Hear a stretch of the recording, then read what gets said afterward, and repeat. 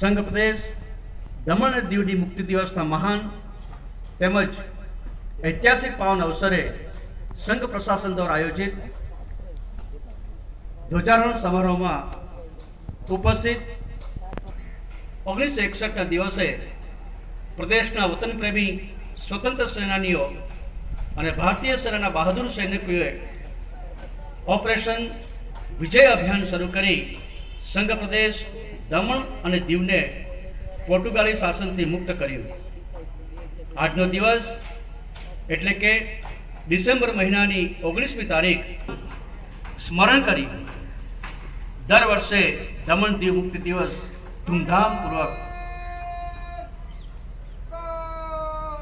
ઉજવવામાં આવે છે. जिला समाहर्ता महोदय जी का कार्यक्रम स्थल पर शुभागमन और माननीय महोदय जी के कर कमलों के द्वारा 61 मुक्ति दिवस पर ध्वजारोहण किया जाएगा.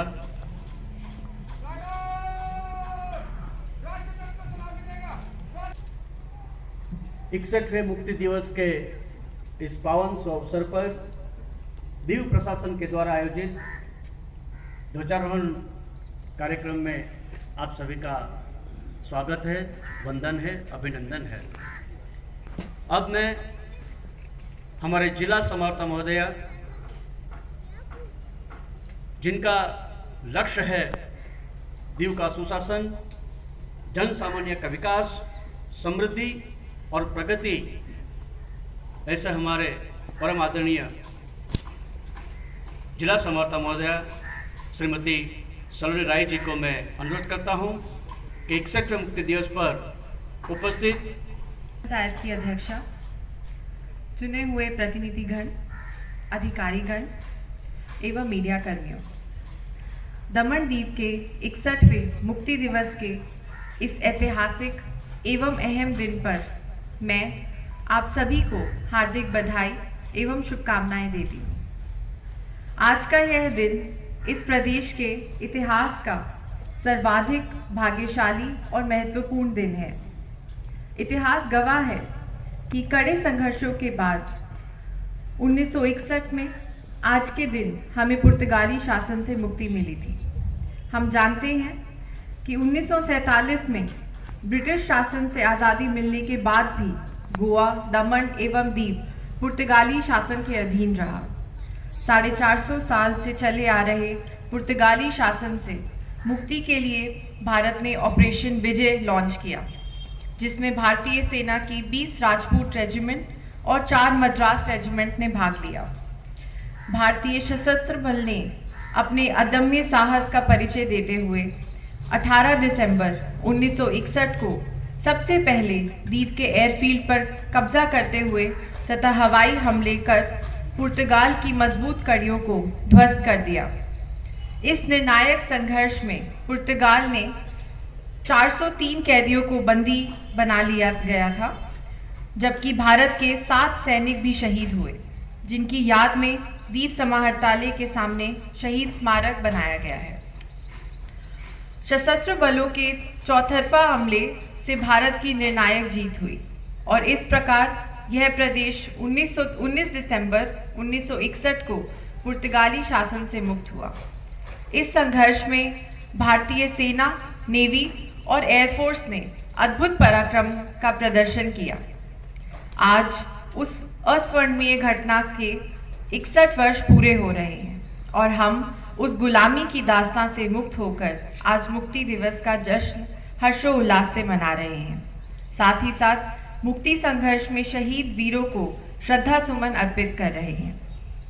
संघर्षों के बाद पुर्तगाली शासन से मिली मुक्ति के प्रति हमें अपने वर्तमान और अतीत को देखते हुए हमारा दायित्व है कि हम अपनी आने वाली पीढ़ी को इस दिन का महत्व बताएं और आज के 61 साल पहले हमने इससे किस कीमत पर हासिल किया था, इस बात से उन्हें अवगत कराएं.